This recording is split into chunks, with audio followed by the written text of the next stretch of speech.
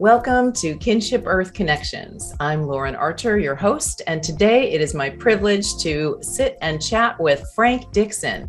Frank Dixon is an expert in systems change investing and in the whole concept of global systems change.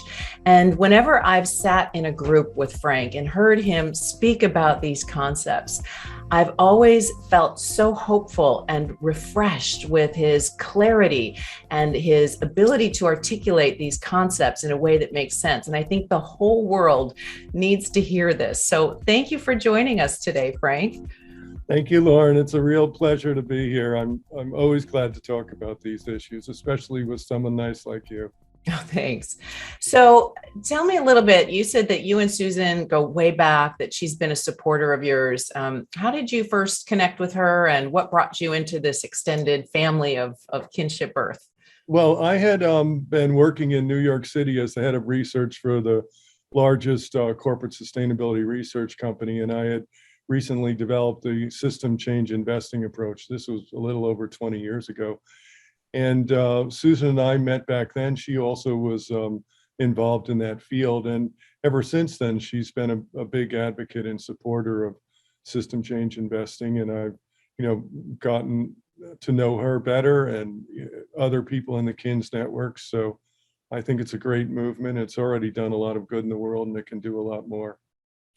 So for someone who's new to the idea, how would you explain briefly systems change investing? Well, if you'd like, I can kind of summarize how I got to that point, and that Okay. would explain it. It's a Perfect. bit of a longer version, but I went to the Harvard Business School, and when I came out of there, at a time when it should have been a high point in my life, I kind of was at a low point because I just had an inner sense of I just really didn't know what I wanted to do. And so I did a lot of exploring, and I was really captured by Joseph Campbell's ideas of follow your bliss and looking at all the world's great religions and saying how they were all basically saying the same thing. And I realized after a while that my real passion was sustainability, wanting to do anything I could to help address the major challenges of humanity.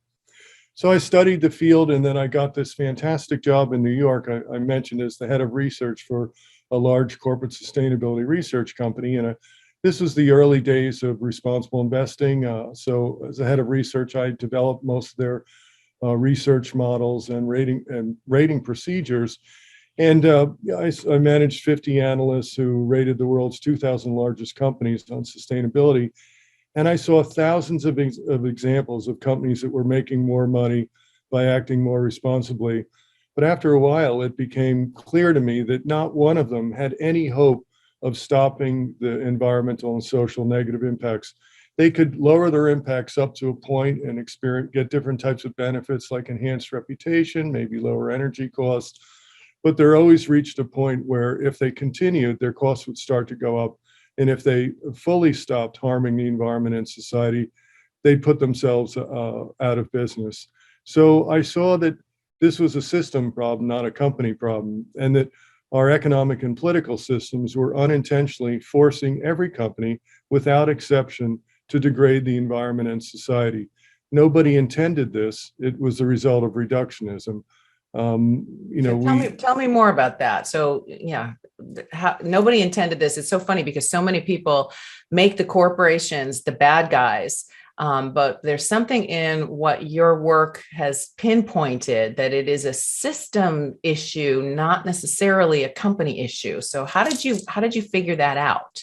Yeah, well, I was really lucky to be in that position because it was fairly unique. How many people are overseeing the in-depth analysis of 2,000 companies with very deep models, looking at all kinds of aspects of environmental and social performance, and interviewing them, finding how much they can do, and seeing that every one of them hit a barrier where they had to stop.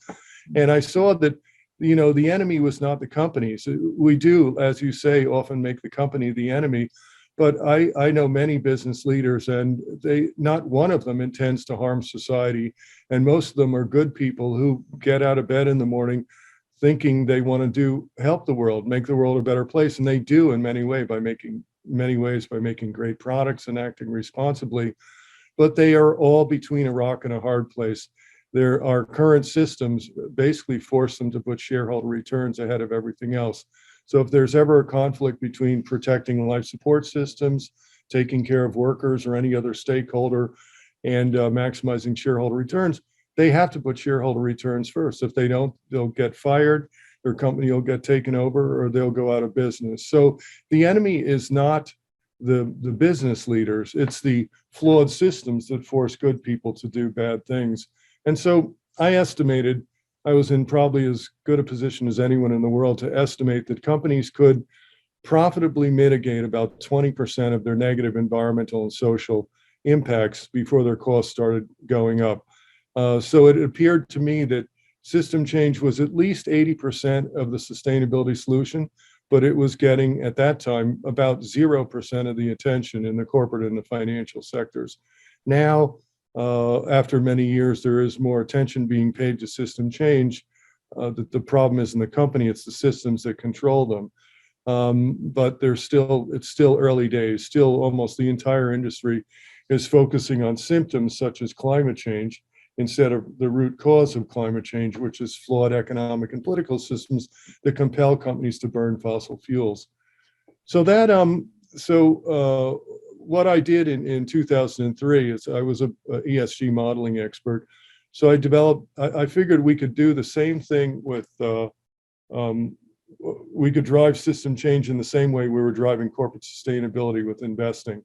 With ESG investing, we give companies scores on their sustainability performance and shift funds to those who do a good job based on the idea that they're smarter companies, they're taking better care of risks and opportunities, they're going to make more money. And that was true. In almost every sector we rated, the sustainability leaders outperformed the laggards substantially. So I figured we could use investing in the same way to get engaged companies in the most important sustainability issue, which was system change. And the process involves rating companies on system change performance and then shifting investments towards system change leaders. So I developed the first model for rating companies on system change in 2003. It was called Total Corporate Responsibility. And the reason for that is, this gets into another whole category of what are the system flaws. If you ask the question, why do economic and political systems force companies to destroy life support systems and hurt all stakeholders? What are the flaws of those systems?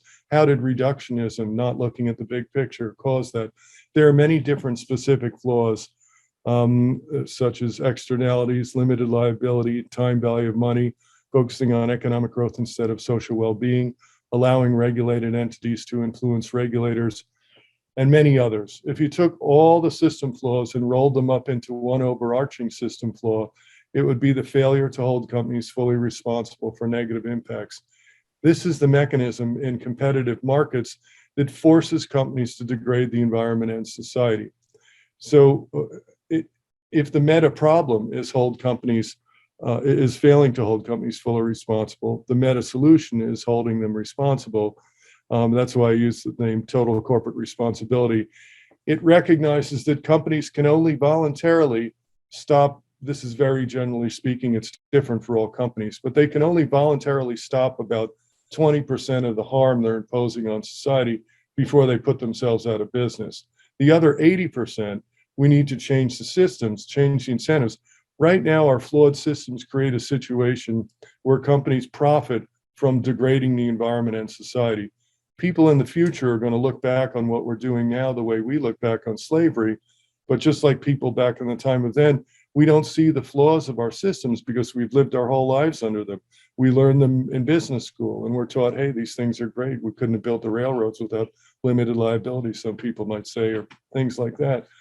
So, but what we're doing is unintentionally forcing, the climate change and other problems addressed by the UN Sustainable Development Goals didn't just show up. They aren't like, oh, bad luck, climate change showed up. We created them by forcing companies to burn fossil fuels. And one way that happens is, as many experts know, is that we don't fully internalize the costs of fossil fuels and other harmful technologies and processes. If we did, burning fossil fuels and other harmful brown technologies would become prohibitively expensive, and green technologies would explode because they would be the low-cost options. So under sustainable systems, companies would maximize profits by acting in a fully responsible manner. The question then is, and also a lot of the emphasis on the UN Sustainable Development Goals, they're wonderful goals, but most of the work is focused on directly addressing the symptoms, climate change, inequality, whatever it is. And that will help, but it's an end of the pipe solution. To achieve the SDGs, we have to address the things that are creating the need for the SDGs in the first place. That is the cause of the problems. And the cause is, number one, foundationally, our reductionistic thinking. As Einstein said, we have to think at a higher level to solve our most complex problems.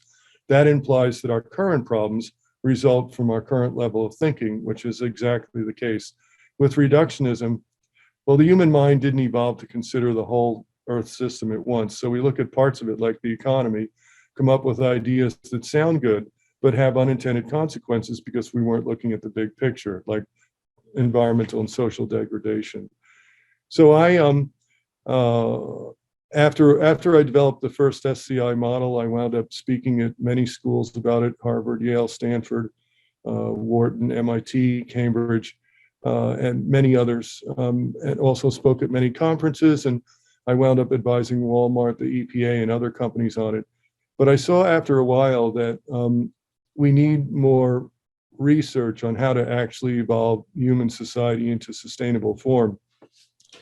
In other words, to do system change investing, you need effectively, you need a whole system frame of reference. So what I mean by that, to explain, is with ESG rating, the frame of reference is a company's negative impacts. An analyst can't effectively assess whether or not a company is mitigating their impacts unless they know what the impacts are. Once they know the negative impacts, they can say, is your sustainability strategy effective? And that's how you come up with ESG ratings. So the frame of reference for corporate system change rating is you have to know what system change is overall, then what the optimal corporate role in that is, and then aspects of that become metrics in corporate system change rating models. So looking at system change overall basically means how do we evolve human society into sustainable form. Most system change work has looked at systems thinking, systems theory. They'll look at parts of the system like economic reform. There's a lot of focus on system change processes, like how do you establish and manage collaborative system change groups. This is all important work, but the reality is that everything in society is part of one interconnected system. And you have to address the whole thing. You can't address just the economy or just the political system or just any other issue. You can make progress in those areas, and for small problems, you can focus just on the problem. But for large things like evolving an economic and political system, you have to look at the whole thing. So I spent many years, I naively said, okay, I'm going to write a book about how to evolve human society into sustainable form, thinking I'd get it done in about a year. It took me 8 years, and I wound up writing the equivalent of 10 books, I spent a year on education, a year on food. I wrote extensively about government reform, greatly inspired by the US founders. And having completed that body of work, I now have a good frame of reference for system change investing. One of the things that I'm speaking with others about is marketing something called the Global System Change Roadmap. And what it does is it takes human sustainability and provides an objective reality framework for it, meaning it goes beyond biases or philosophies like capitalism versus socialism. And it objectively shows what's going to happen on Earth. We can tell what the future is at a high level. And then that shows what changes are needed to get there. So if you want, I can describe what the Global System Change Roadmap is. Absolutely. Okay, so and I just want to pause and say, I mean, the level of thinking that you put into this, that you thought you'd sit down and you'd write it out. You've been studying this for many years. 8 years later, you realize the complexity. So this is the next wave, I think, of human consciousness, to even be able to step back and conceptualize the systems. And one of the things I admire too is that you have focused on the role of investors, investing. So that is prioritizing where we're putting our energy, right? Investing is dollars, it's capital, it's energy, it's time, it's attention on these kinds of changes. So just big kudos to you for all this amazing work you're doing. So yes, let's hear about the map, the roadmap. Okay, I'll talk about the map and then I'll wind up at investing. Okay. So one of the things and also thank you for saying what you said. And I feel very fortunate that I was able to take that many years full time and just devote myself to this one subject. Most people can't do that. You know, they're out there, they've got to pay the bills or whatever. And not that I don't have bills to pay, but you know, I was in a fortunate position to be able to do that. And one of the things that helped me a lot was I mentioned after Harvard Business School, I kind of got into doing a lot of inner research and looking at spirituality and things like that, and meditation. And that leads to that leads to whole system thinking. With meditation, you go deeply and you kind of become to understand the interconnectedness. And I'll talk about the system change roadmap, but a big part of that is nature. We're surrounded by the technology in our bodies, the technology of even a blade of grass, basically is infinitely more sophisticated than anything we've ever done. So we're like children playing with blocks, surrounded by a room full of Einsteins, but we have access to that essentially infinite intelligence of nature that creates our own bodies, and we're not really trained to use it. So I try to always let that higher level inform me, the wisdom of nature, you could call it, so that it wasn't so much me, but something that came through me. That's at least what I tried to do. And then my job was to translate it into, given my business background, to translate it into simple, clear language that people could easily understand and would be compelling. So thank you for clarifying that. Yeah. So the notion of the system, that we're part of a living system, and that there's intelligence in that living system, and our role, what we put out into the system, it has consequences. And to be able to look at that and with your background in business and measuring and assessing all those different qualities, it's so brilliant that you found yourself in that position. So thank you. I feel pretty lucky. Thank you. So, well, let me just summarize the global system change roadmap then. One of the problems with trying to change systems is, first of all, the complexity. If you think about all the aspects of humanity as one interconnected system, you can see why we did reductionism, because nobody is smart enough to think of everything at once. But we can do that at a high level. And another problem besides the complexity is vested interests. They are good people, but they're in a situation that forces them, in the case of business, to put shareholder returns first. So if they're making a lot of money off of current systems, they traditionally would oppose efforts to change those systems and lower their profits, because their job is to increase profits, not lower them. So why would they go along with something that would reduce profits? So, and one of the ways that people intentionally and unintentionally block change is by misleading people and getting caught up in philosophies and saying that's socialism, that's capitalism.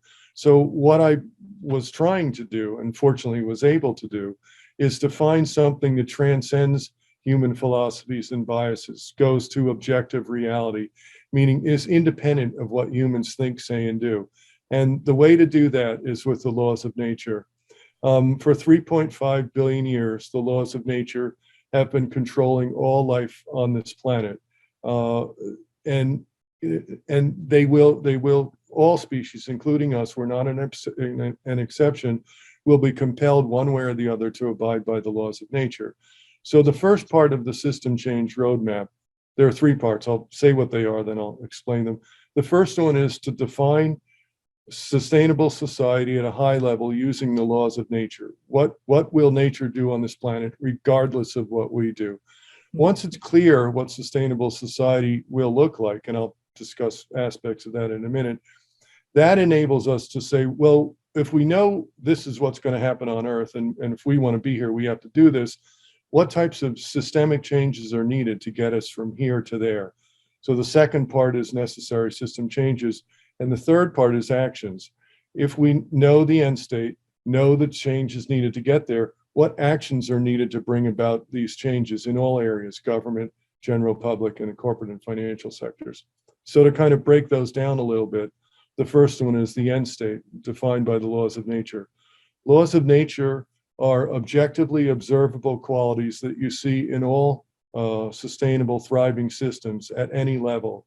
These include things like seeking balance, not growth, producing no waste, living off of renewable resources, equitable resource distribution, equally valuing generations, current and future generations. They're implicitly equally valued, equally valuing species, decentralizing governance and production, enabling individuals to reach their fullest potential. And then implied operating principles of nature include democracy or self-government, full employment, no externalities, full cost accounting, and equality. So these are the qualities that to take equitable resource distribution as an example.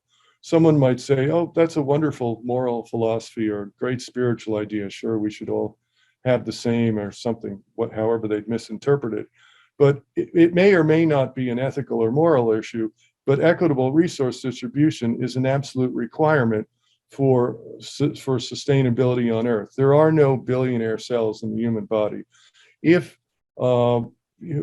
human systems concentrated resources, natural systems concentrated like our body, concentrated resources the way we do, we'd probably drop dead on the spot. So equitable resource distribution isn't so much a moral philosophy, it's an absolute requirement. Now, this doesn't mean that everybody gets the same regardless of how hard they work. That would also violate natural laws. In nature, the squirrel that works harder and gets more acorns winds up with more acorns. So everybody has a right to profit from their labor. And if someone works harder, they deserve more. That's not a problem. Where it gets to be a problem is when people use injustice or inappropriate government influence or system flaws to concentrate wealth unfairly. When wealth is taken from the many and given to the few through corporate welfare and other mechanisms, that is a flawed system that will fail. That doesn't continue in natural systems. So it's going to change one way or the other. With that decentralization, seeking balance, not growth, producing no waste, living off of renewable resources, democracy is the only sustainable form of government as implied in nature. We know that that's what's going to be happening on Earth, absolutely, unless an asteroid hits us. What we don't know is whether or not humans will be here. And for us to be here, we have to abide by those laws of nature. The SDGs are wonderful, but they're human-centric. The SDGs will not determine whether or not we survive and prosper on Earth. It's one simple, single thing. The extent to which we abide by the laws of nature will completely determine the extent to which we survive and prosper on Earth. So there's infinite complexity here. There's many, many different ways that humans could abide by the laws of nature, living in rural or urban areas. That part we need experts to work very hard on. But at a high level, we know that however we do it, we're going to have equitable resource distribution, not meaning everyone gets the same. People get what they fairly earn. They don't steal more, and things like that. So once we have the end state clear at a high level, now we say what types of systemic changes are needed to get from here to there. I've already pointed out two of the most important ones. I'll mention them in a second, but a major principle of system change is to emulate nature. The answers to almost all questions about how to evolve economic and political systems are shown or implied in nature. Equitable resource distribution, democracy, no time value of money. Time value of money says that implies that present people are worth more than future people. That doesn't happen in the natural world.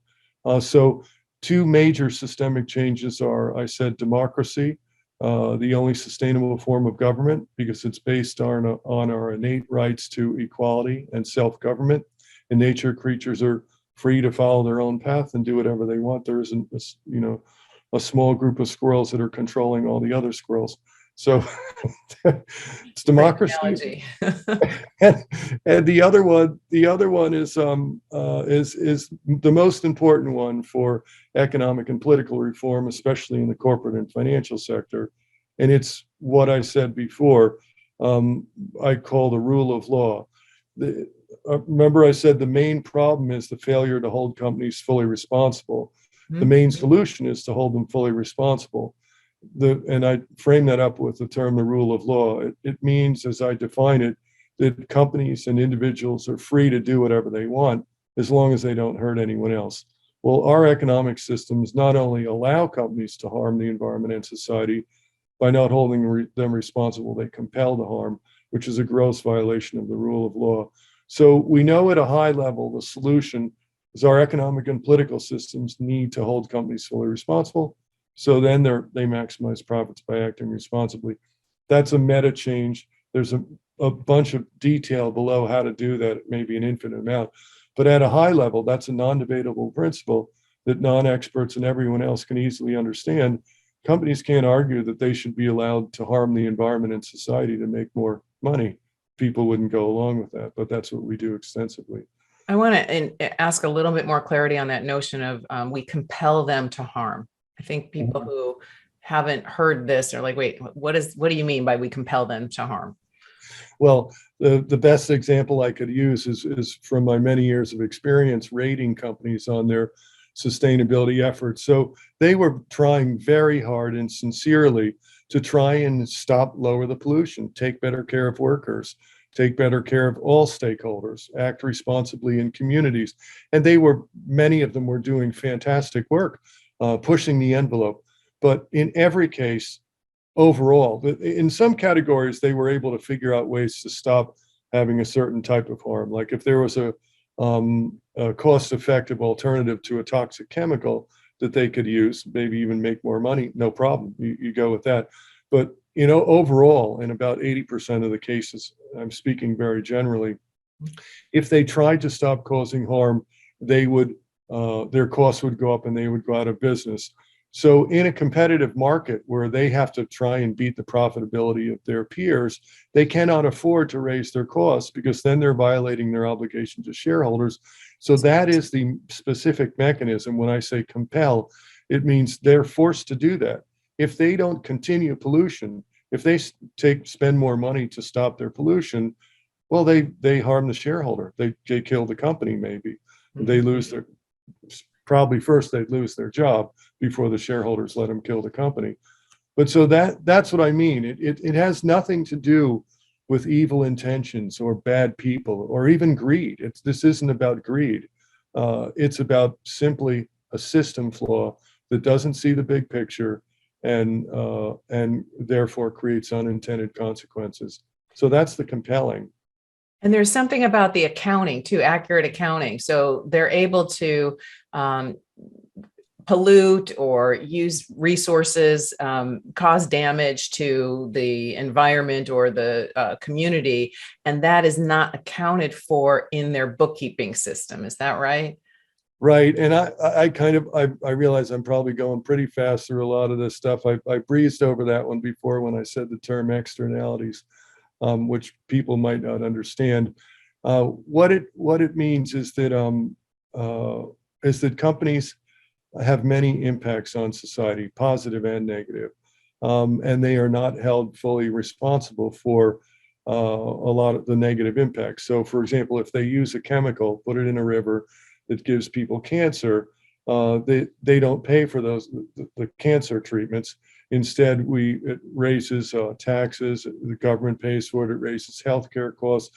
That's called externalizing the costs. So they externalize their negative impacts onto society, and that creates the illusion that, for example, fossil fuels, they have all kinds of negative impacts, not only climate change, but lung disease from the SOx and NOx and the mercury, lower IQs with newborn children, acid rain, all kinds of problems from burning fossil fuels. These are all real, actual costs that companies are imposing on society through their actions, but they're not paying for them. Instead, we, the people, are paying for them through higher taxes and everything. So And that's a the accounting, systemic problem because it's allowed in our global systems, right? And that's where the yeah. flaw is. That makes perfect sense. Well, that's probably the most common and well-known system flaw externality. So for over 20 years, maybe 40, experts have been talking about we need to internalize those costs. So many, just to give an example, and I'll get back to the third part of the global system change roadmap and SCI. I know I said that's where I'd wind up. I probably took a little bit longer to get there. It's okay. This is so fascinating. I'm just, because you're able to just articulate it and it's so sensible. Everything you're saying is so sensible that it's like, okay, we need to get this message out there so that people can, the average average person can understand it. And then we can press our local and regional authorities to adjust the laws and the systems to adapt this kind of thinking. So anyway. Well, thank you very much. And there's definitely a couple of key points that I want to get in as takeaways at the end. And there's just so much to cover here. There's no way to possibly cover it all in one conversation like this. But I'll give you one example of externalities that is a common one. Many studies have shown that the real cost of burning a gallon of gasoline is maybe $25 or $30. If you take into account all the things I just said, the SOx, the NOx, the premature deaths, the lung problems, the IQ problems from mercury, the acid rain, climate change, of course. If you take all those in there, the actual cost to society of burning a gallon of gas is more like $25 a gallon. So when a father pulls up to the pump with his daughter, in the car seat next to him, and they ask him for $2.50 a gallon, basically you can say to her, do you mind paying the other 90% of the gas? Because, it's somebody's going to pay the $25 a gallon. It's not us. And she'll be like, yeah, let's go get some ice cream, because she doesn't understand what's happening. Mm-hmm. And the problem is with externalizing costs is then we force the public to pay to clean up problems, which is much more expensive than preventing them. Right. So if we held companies responsible for all the harm that they're causing, the pollution, the climate change, and everything, then they would be incentivized to provide responsible products and services, and these would be much less expensive on a total cost basis. So maybe if we internalize the cost of gasoline, the gas might go from $2.50 a gallon to, who knows, $12.50 a gallon. But because the cost is internalized and they're paying to prevent the problems instead of, because it's much cheaper for them to prevent the problem than to pay to mitigate it, pay for people's cancer. They couldn't even afford it in many cases. Right. Then right away, when companies are held responsible, well, then the dirty product becomes the expensive one, and they immediately go to the green product. And that. So there's so many different aspects of this. It's a pretty complicated system. One of the issues right now, people often say renewable energy is too expensive or something like that. These green technologies, and we say, oh, we have to subsidize renewable energy. Well, we're subsidizing fossil fuels at a much, much higher rate. These green technologies are competing with one hand and two legs tied behind their back, and they're still making it under current systems at times. Imagine if we stopped subsidizing the brown technologies, there would be an explosion of green technology. We would quickly make the transition to electric vehicles or whatever the green technology was. Mm-hmm. So I can talk about the third part of the system change roadmap if you want. Yes, please. Okay, so the reason the system change, the global system change roadmap is important is it provides us with an objective reality framework to guide and coordinate all the many different sustainability efforts. It's part of the principle of putting the what before the how. Often people want to know, how do I solve the problem? But the first thing is to clarify, what's the issue? What's the root cause? What's the solution? What's the general path to solve it? And once that's clear, now you're ready to talk about how to solve it. Because a lot of times people, vested interests will say, often sincerely, that system change is too expensive. It's too complicated. It's going to cause all kinds of problems. But if you've identified, first of all, that, well, right now, these systems are forcing us to harm our children and other people, destroy life support systems. So when somebody says it's So too, many species on the planet are, well, we're wiping ecosystem. out life. Yeah, we're the sixth extinction. We're wiping out life at a rate not seen since the last great extinction. So when someone says, well, it's too expensive or difficult to change the systems, what if you put the what before the how, and before you ever talk about how to do it, clarify, say, we're going to protect our children no matter what. We're going to stop harming and killing current and future children. Then when they say it's too expensive or difficult, you realize that what they're saying, certainly without intending to do so, is that we have to continue to harm and kill our children because it's too expensive to not harm or kill them. And that simply is not acceptable. And you say, well, if you can't do it, let's find someone else. But we're going to do whatever it takes, no matter what it costs. We're not going to hurt them anymore. And then what happens is that when smart people get busy, they figure out, oh, there are ways to do it. And guess what? We're going to wind up making more money than we were making when we were hurting the children before. So that's the importance of putting the what before the how. I mentioned the overall framework, the endpoint as defined by natural laws, the systemic changes needed to get there, like holding companies responsible.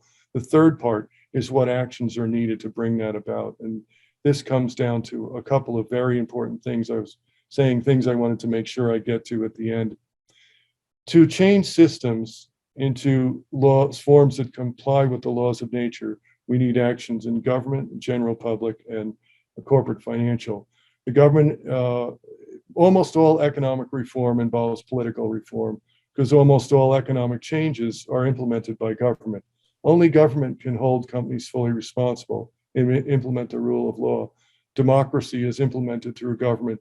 The way we measure success, focusing on economic growth versus social well-being, that's controlled by government. Government also influences the level of centralization and decentralization. So almost everything we need to do to comply with the laws of nature involves some type of government reform. But government in the US and many other countries is controlled by vested interests. So they're not going to bite the hand that feeds them. So we can understand what needs to happen in government, but realize the pressure to change government is going to come from the corporate and financial sector and the general public. The corporate and financial sector, that system change investing I was talking about, I can talk more about that. But one of the most important areas over the long term is the general public and the changes there. We, the people, are the most powerful force in society collectively. If the people understood their best interests, like protecting life support systems, having democratic government, using the public wealth to equally and fairly benefit everyone, if we understood our common interests and worked together effectively to achieve them, we could quickly change any business or government. But vested interests have known, as the US founders said long ago, that it's unfortunately easy to divide and disempower the people by taking advantage of tribalistic tendencies. The US founders, except for Hamilton, were very concerned about political parties. They didn't want the newly formed union divided into debating factions like conservatives and liberals. So what vested interests have done is foment the civil war between conservatives and liberals. People wind up thinking that the other party is the problem. They're focusing on false enemies. The real problem sits above them laughing with their taking their money to the bank, taking away their ability to control government, degrading their life support systems. So one of the most important actions needed, you could even argue this is the most important action to change systems, is to somehow end, in the US and other countries, the second great civil war that we have right now between conservatives and liberals. Because when they're fighting like that, then vested interests are able to block progress. So all they have to do, for example, if you say internalizing costs or raising wages through stronger unions or holding companies responsible, just slap a liberal label on that. And then many conservatives, not the rational ones, but there are many who just go along with what media says, and they will oppose it. And we can't make progress even on things that would benefit everyone. So true. So true. Slap a label on it, like socialism. And exactly. Yeah. That socialism is a great deception technique. It's one that's used to block things that benefit society but help. I'll give you a perfect example of that. The socialism deception is used to block actions that would help society but threaten shareholder returns. One of the best examples is healthcare. Every other developed country provides healthcare to all citizens, usually for 2 to 3 times less than what we pay. We pay far more than any other developed country for healthcare. We're the only country that doesn't provide healthcare to all citizens. We leave millions of people uninsured or underinsured, and we have mediocre results. So it's clear that in this case, the public sector can provide higher quality, lower cost service, but pointing that out would threaten vested interests who are profiting from the current system. So one way to block that is to call public healthcare socialism, and then people who generally conservatives who've been, trained to believe that socialism is bad just blindly oppose it. So what they're effectively arguing is that I'd rather pay more money for lower quality service just to support a philosophy, and it's irrational. They're hurting themselves and their children, and the way to get through those types of philosophical deceptions is to realize that we don't care about a philosophy. It's not capitalism or socialism that's important. It's which action objectively maximizes the well-being of society. So whatever is going to give you the highest quality for the lowest cost, do that. In some cases, that'll be the public sector. In many cases, it'll be the private sector. We would never do pure socialism or pure capitalism. A sustainable society will have a mix of public and private sector services determined by which one objectively maximizes the well-being of society. In this case, the debate is over. We know that the public sector can provide better healthcare. That's not an opinion. You just look at reality, see what every other country is doing. Here in this country, we provide free education to everyone. Healthcare is more important. It's seen as a basic right in every other country. You can survive without education, but often not without health care. People often have to sit in emergency rooms for many hours and still not get treated. It's barbaric. I mean, if we're going to pick one, healthcare or K through 12 free education, it should be healthcare. Obviously, we should have both. The fact that people tolerate not having what they have in every other country shows how easy it is to mislead citizens. Mm-hmm. So that's why I say, and there are many things that are needed to end the fighting between the conservatives and liberals. Probably the most important one, and you could point to this as maybe the single most important act of deregulation over the past 40 years. For 40 years, we've been, as business influence of government grew, we've been deregulating. And so what's happened for the previous 40 years, wages rose with economic growth. For the past 40 years, inflation-adjusted wages have been basically flat, while wealth was concentrated at the top of society. That happened through many different forms of deregulation. There's just so much to cover here. I'll give this one example and then come back to the other. For example, during much of the 1900s, buying back shares was seen as illegal stock market manipulation. So companies used a lot of their profits to raise wages. So employees who fairly worked hard to help to produce the profits, they got a share of the profits. But in the 1980s, when business influence of government drove deregulation, we made it legal to buy back shares. Now companies often spend about up to 95% of profits to buy back shares. So the profits aren't available to be used to raise wages, and we've had flat wages. So life has been getting more difficult for average citizens as their wages are flat, benefits go down, inflation goes up. Another thing in the 80s and 90s, we changed the way the CPI is calculated. So it now substantially undercounts inflation.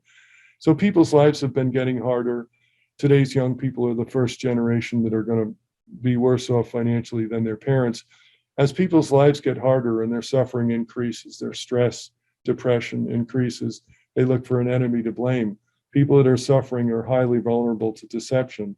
So when someone comes in and says the enemy is the conservatives or the liberals, they take to it. And it's the culmination of it, you could say, is the Capitol riots. We've throughout the U.S. history, we at least had fair elections. People won or lost fairly, and we respected the outcome, and our country prospered. But now, for the first time, the idea that cheating to win, they're passing laws now that suppress votes that are going to enable legislatures to overturn fair elections. That kind of suppression of democracy is unprecedented in US history. It's never happened before.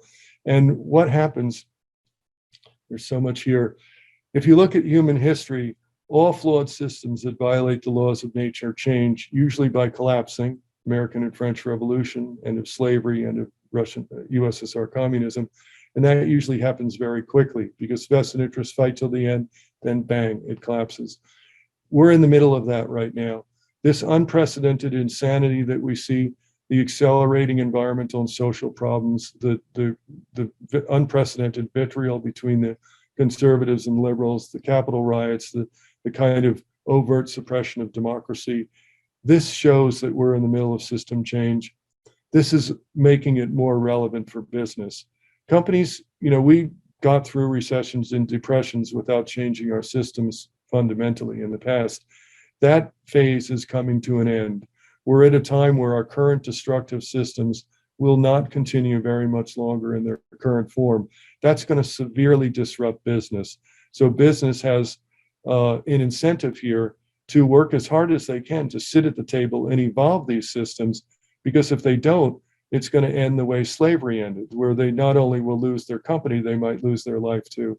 So on the one hand, I know that I've been laying out a lot of problems and it can sound kind of heavy and dark and gloom and doom, and a lot of people talk about that. But the opportunity here is phenomenal. I mean, if you look at the sophistication and coordination of nature, you could say we haven't reached 1/1,000,000th of our potential. We can be almost infinitely more prosperous than we are now. We're parts of nature. We have access to that intuitive wisdom. We can figure out how to have an economic system that works so well like the ones in our bodies. What's the economic system that's moving the cells and blood and other things around inside your body? Let's do that in humanity. That's been going on for 3.5 billion years. And that will be going on this planet, regardless of what we think, say, or do. Probably the single most destructive act of deregulation was to get rid of the fairness doctrine. From 1949 to 1987, the fairness doctrine required major media, to present both sides of controversial issues. So if somebody said, if an oil company scientist got up and said climate change isn't real, you'd get an unbiased scientist who would come up and give the science and explain how it's real. So what that did was that forced rational, civilized conversation in media. You knew that if you made an outrageous claim, somebody was going to come on and make you look like a fool. So if you think back to the newscasts in the 1970s, something I remember, there wasn't a lot of difference between the media stations. They said rational discussions of what was happening. But the fairness doctrine required media to tell the truth, and that inhibited the ability of vested interests to deceive and divide the people. By taking that away, now you have radical media on both sides that are allowed to pretty much say whatever they want. They can tell you that climate change is a liberal plot to destroy the economy. And since some people only listen to that type of media, they don't hear the scientific views of it. And so we can't have democracy unless people have honest, accurate information. Agreed. So by getting rid of the fairness doctrine, we exacerbated the divisions of society, created the great civil war between liberals and conservatives, and that is the thing that holds the whole unsustainable house of cards together. The inability to work together as the one people that we are in reality with our overwhelming common interest. We pretty much all want the same thing, yet we're fighting. And by that, I mean, we all want a strong economy, good communities, good healthcare, good education, good international relations, low crime, good international relations. Did I say that already? You Efficient, did. effective government. Okay. But it's true. We do all want the same thing. And yes, and it's the way you laid it out, it seems so clear that vested interests have recognized that this division between factions will keep everybody fighting and away from the bigger picture of how do we get to these solutions. But your three-phase map of how to get there, identifying where we're going, why it's important, and the steps to get there is so clear and so solid that it's my hope that by sharing this information, more really caring, responsible human beings from whatever side of the aisle you're on can look at this and go, hey, let's take this sincerely and see what we can do and how we can work together, how we can come together for the kind of change that we need to, in alignment with nature. That's right. Thank you. And it's important to know that that's what's going to happen. People have traditionally thought we've had three choices: keep things the same, have systems collapse, or voluntarily change them. The first option, keeping things the same, is off the table. No species has violated the laws of nature with impunity. They either die or change. So our systems are reaching the end of their cycle right now. The only options we have are voluntary or involuntary change. Involuntary change, collapse, would cause unprecedented suffering because we're larger and more interconnected than ever. We're at or beyond many environmental and social tipping points. So our only real option, the only practical option, is to voluntarily change our systems before they change themselves. And because this happens very quickly, and we almost certainly are in the time of accelerated system change, we probably only have 5 to 10 years to do it before it collapses. One thing that's holding it all together is the stock market continuing to go up, but that's based on concentration of wealth and degradation of the environment and society. The profits that companies are making it's like you're burning the walls of your house to heat the house. That can't go on. It's like a giant Ponzi scheme. It's all based on opinion, and stock price is not tied to anything. It's just an opinion. So that if that collapses, it's going to cause it could cause much worse disruption than COVID. COVID is in some ways just the beginning. I mean, it's a mild pandemic compared to what we could face with an H5N1 influenza pandemic, 60% lethality, for example. We're going to get all the pressure that we need to change. And that's why it's so important to help people to see what our common interests are. Let's start working together. I mean, like rational people, the founders of the US disagreed on many things, but they were able to work together, compromise, and the stuff they didn't agree on, they set aside for a different day. We have to do that too. We agree we should protect our life support systems. We should protect our children. Everyone should have health care. If we don't figure out how to do that, we're going to be in trouble. So that brings me to an important place I said I was going to get to with system change investing. If you were to think about what is the single most powerful action in all areas of society to drive the type of systemic changes we've been talking about, it would be using investing. Because when the people are divided and conquered, they're disempowered. In that environment, the corporate and financial sectors are usually the most powerful. In non-totalitarian countries like the US, they largely control government. They've been using that power to block change, but the corporate and financial sectors are controlled by investing. If we use investing to compel them to engage in system change, they can use their power to change media. They can say, for example, we're not going to advertise on media channels that lie to the people, that divide them into conservatives and liberals. If we want you, we're going to advertise with stations that get the people to work together, that get us to overcome our barriers, that tell the truth. If you're going to talk about the oil company view on climate change, provide the actual science view as well. So and also they largely control government in the US for good or bad, but they can use that control of government to say, hold us more responsible because we can't afford to act responsibly. When companies go to government and say, get rid of, this is another huge deception. I just thought of regulations. It's an explanation of how companies can use their powers to increase regulations. Companies can't, as I said, they're required by flawed systems to oppose anything that threatens ever increasing shareholder returns. Regulations hold companies responsible for the harm they impose on society, and that restricts earnings a lot of times. So companies can't come out and say, we want to be allowed to harm children and hurt other people so that we can make more money. The people wouldn't go along with that. They'd say, the health and lives of my children take priority over your ever increasing investor returns. So telling the truth about regulations wouldn't work. So what they have to do, and again, these aren't bad people. They're good people being forced to do this by bad systems. They come out and turn people against regulations, to just blindly say regulations are bad, they get rid of jobs. Well, regulations are prohibitions on causing harm. They're like murder laws. We wouldn't say, somebody wouldn't say that murder laws threaten my freedom. I'm a responsible person. I wouldn't kill anyone irresponsibly. I should have the right to decide who I can and can't kill. That's ridiculous. Right. But that, when people oppose regulations, that is exactly what they're doing. We have to hold companies responsible. Of course, there are inefficient regulations that should be improved, but the issue is the rule of law. The issue is we have to hold companies responsible. That happens in large part through laws and regulations. So when oftentimes, for example, companies or vested interests can label regulations as a liberal issue, how liberals want to over-restrict and suppress the economy and get rid of jobs, when all they're doing is saying, don't hurt anyone. And then when they do that, conservatives often blindly oppose regulations. And I'm not a liberal or a conservative. I'm not supporting one or the other.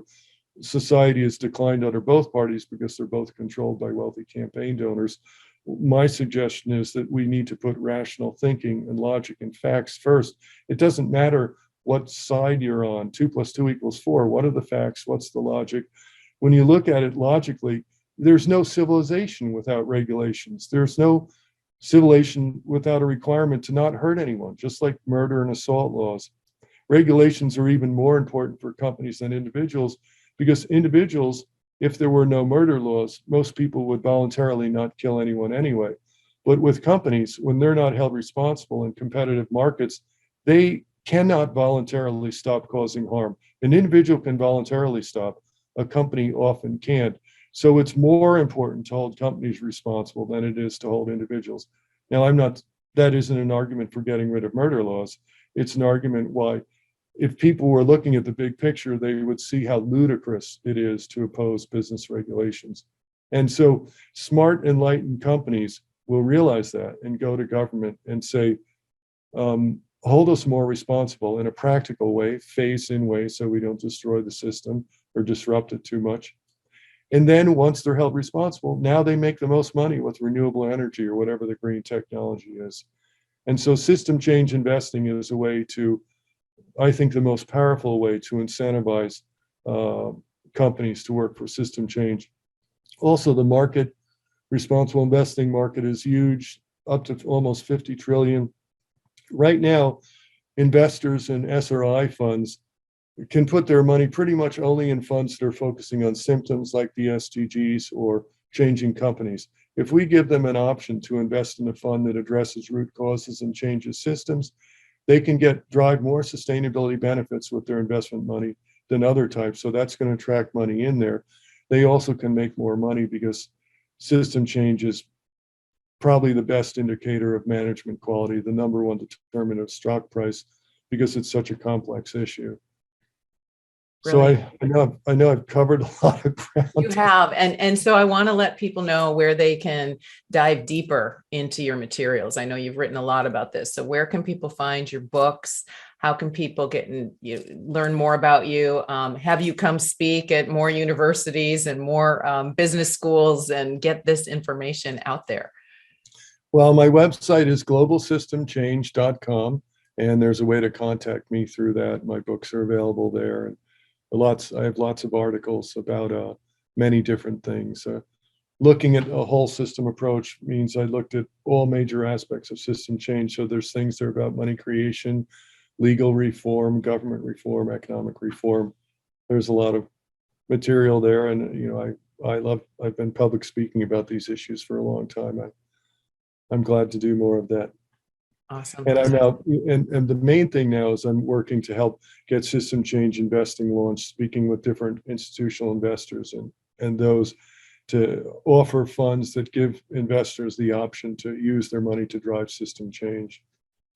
Yeah, it's so important. And I really appreciate your thoughtfulness that you went to the core. You went to what are the root causes? Let's take a look at the whole system to recognize that we're part of a living system and that the consequences of our choices have costs. And when we are not accounting for the costs of the damage that we're doing, and in fact, those costs are being they're being ignored, and companies are benefiting at the expense of the general public, that is a totally flawed system and cannot sustain, and that we're going to, the existing systems they're going to fall apart one way or the other. And the hope and the recognition that this is a good thing, that we're at a place where, as those existing systems are breaking down and we're feeling the tension of that there are solutions, and the solutions are looking at nature, looking at how living systems work, those common elements that you've identified, and then ways to leverage both the power of people to have a more unified voice, and the power of companies and the government to really work together to create a different kind of structure. So thank you so much for that in-depth, amazing thinking, Frank. It's been such a pleasure. I could talk with you for hours. I could listen to you speak about this for hours. So thanks for being with us. Any closing thoughts that you want to leave people with? Well, thank you for having me on. It's been a pleasure speaking with you. And there's so much ground that we still could cover. One of the things that we didn't get to is the kind of the power and wisdom and balancing men and women. A lot of I think the inequality or the suppression of women has to do with the suppression of wisdom. And a lot of our, pain is the great teacher. We're living in an illusion right now. The reality is that we're all parts of one interconnected system. None of us can survive in outer space. The human is part of the earth as much as the hand is of the body. But we have this consciousness where we think we're separate from each other in nature, and that is the genesis of every problem we face. It leads to fear, belief in the need for competition. In that environment, people that are physically stronger and more aggressive men have been more highly valued. But the dominant traits of women, cooperation, empathy, whole system thinking, multitasking, intuitive wisdom, relationship skills, the things that many studies show women do better than men, that is exactly what is needed to abide by the laws of nature and achieve sustainable society. So our world has an abundance of power. We've got plenty of strength. We're showing that by environmental and social degradation, and a lack of wisdom shown by that degradation. The solution is to teach wisdom, the wisdom of nature, empathy, cooperation. And as we do that, it'll naturally lead to the elevating of women to a position of equal status with men. I also think that in terms of systems breaking down, that we are doing the exact same thing as people have done throughout all of human history. During the time, at particular times, people thought their systems were advanced and sophisticated, and they couldn't see how they would change. For example, 200 years ago in the southern US, if you tried to talk to them about getting rid of slavery, they'd think you were some crazy liberal or something with your head in the clouds.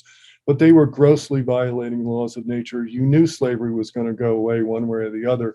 We're doing that right now. When we force companies to destroy life support systems, to concentrate wealth unfairly, to make people suffer unnecessarily, you know that that's going away. We're sitting here, people in the future are going to look back on what we're doing now the way we look back on slavery, but we don't see it because we lived our whole lives under it. So that's why, if we don't want to go the way of other systems by collapse and all the pain and suffering that'll cause, we've got to elevate our thinking and get busy now while we still have some time to change our systems. The corporate and financial sectors have a major role to play there. Government does. Ending the war between conservatives and liberals is so important. We need to learn to listen to each other and realize that we're all each other's brothers and sisters. The enemy is not the conservatives and liberals. We're fools to think that. The real enemy, which isn't people, it's our thinking and systems, sits above us laughing for being so dumb to think that it was the conservatives or the liberals. They want the same thing. So we've got to start working together My hope is that we can use investing to get companies to do just that, to start penalizing media for lying and dividing the people. We can do that, and that might be the most powerful way to end that war in the short term. So there's lots to do, much more to discuss. Maybe we'll talk about it in another conversation, but it's really been a pleasure. So thank you very much. Absolutely. Thank you so much. And that's what Kinship Earth is all about too, is recognizing that we are all one human family, and that when we elevate our consciousness and we work together in small groups, bringing in the feminine, not at the expense of the masculine, but both and, right? Recognizing that our soul, our heart, our spiritual connection is part of nature and has wisdom that we can share, and that we're not in competition with one another, that we work best by cooperation. That's how we're going to get to that next level. So thank you so much, Frank Dixon, Global Systems Change. Have a wonderful rest of your day, and thanks for taking the time to be with us today. Thank you, Lauren. My pleasure. Thanks. Thank you for joining us on Kinship Earth Connections. To learn more about Frank Dixon's work in systems change investing and to read excerpts from his books, go to globalsystemchange.com. You can join our community of kindred spirits and get a copy of our Kins Network playbook at kinshipearth.org. And we encourage you to like this video and subscribe to our YouTube channel. Thank you.